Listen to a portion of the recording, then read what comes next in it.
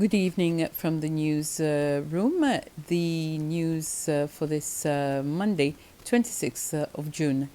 Seychelles has been upgraded to Tier 1 out of 3 tiers in the U.S. Department of State's 2023 Trafficking in Persons report. The U.S. Chargé d'Affaires, Jim Donegan, presented the report to the Minister for Internal Affairs, Errol Fonseca, during a ceremony at the Reflex 3 Center at Bois de Rose this morning. Seychelles and Denmark are the only two countries to be upgraded to the Tier 1 status this year, joining 30 other countries on the list of 188 countries. Seychelles is also the first African country to reach Tier 1 status. Over the past 11 years, Seychelles had been fluctuating between Tier 2 and its watch list. Mr. Donegan commended Seychelles for once again leading the way for Africa. These achievements included convicting the most traffickers reported in a single year, prosecuting more trafficking cases, increasing funding for victim services, and officially opening and providing services to survivors at the country's first anti-trafficking shelter. The government also increased training for frontline officials and regularly screened vulnerable populations for trafficking indicators, contributing to the most victims identified in a single year. Courts convicted 14 labor traffickers, the most convictions ever reported in a single year. That's compared with 2 convictions in 2021. Courts sentenced all 14 traffickers to 15 years imprisonment under the 2014 anti-trafficking law. The government also increased victim protection efforts. It identified 43 trafficking victims, the most victims ever identified in a single year, compared with 4 victims identified the previous year. Of the 43 victims identified, traffickers exploited 9 in sex trafficking and 34 in labor trafficking.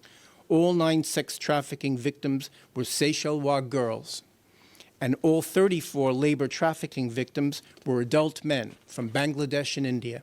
Congratulations to the government and people of Seychelles.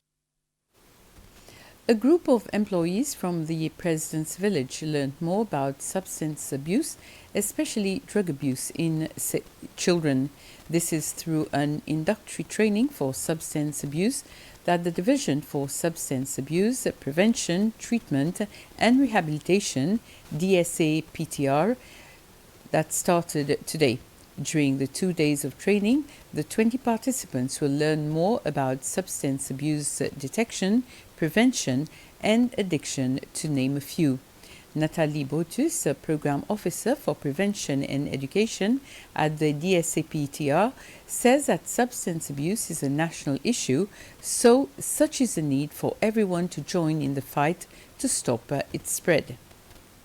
This training has been organized with the President's Village staff to help them gain skills and knowledge for them to be able to deal with any drug issues that may arise on the village. So today we have a total of 20 participants, and the different topics will be like the science of prevention, addiction itself, different illegal drugs, overdose, comorbidities in addiction. So these are some of the things that they will be learning today.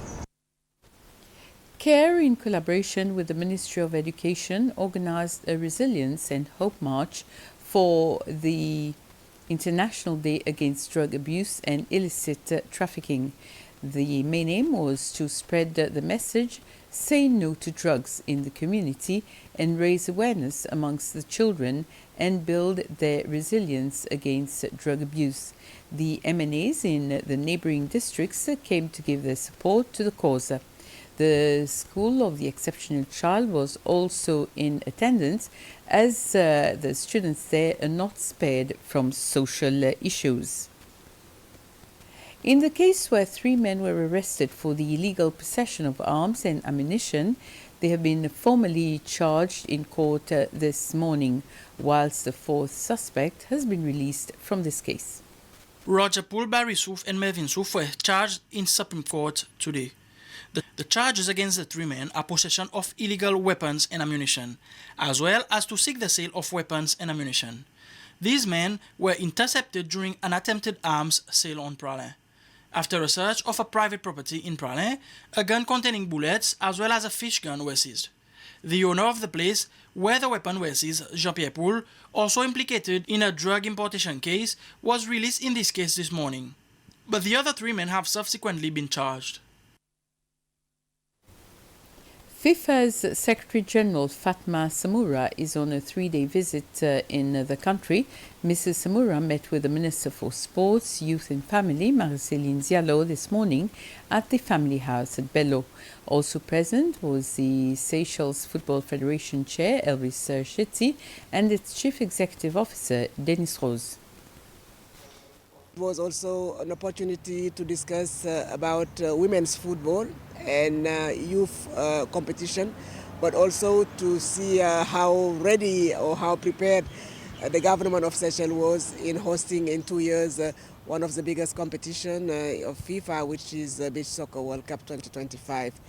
It gave us opportunity also to discuss about the Football for School program, which is a flagship initiative of the FIFA president aiming at reaching 700 million children, school children around the world, and to see how Seychelles could very quickly enroll for this program, which is aiming at really using football as a tool for a sustainable change in society. And Mrs. Samoura is FIFA's first woman Secretary General and also the first non-European woman. She's expected to visit the SFF's office tomorrow and later watch the semi-final beach soccer match. Mrs. Samoura arrived in the country yesterday. The National Assembly members meet tomorrow for another session. During Tuesday's session, Vice President Ahmed Afifa will respond to a private notice question from the leader of the opposition, Sébastien Pillet. Mr. Pillet wants to know why the Seychelles Defense Forces, the SDF, refuses to give the family of Chad Payet a report in connection with the tragic death of the young recruit, which occurred on March 27th this year.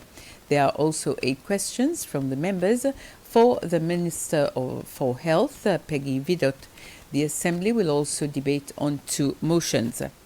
We'll be back at 8 with the news in Creole. Have a very pleasant evening.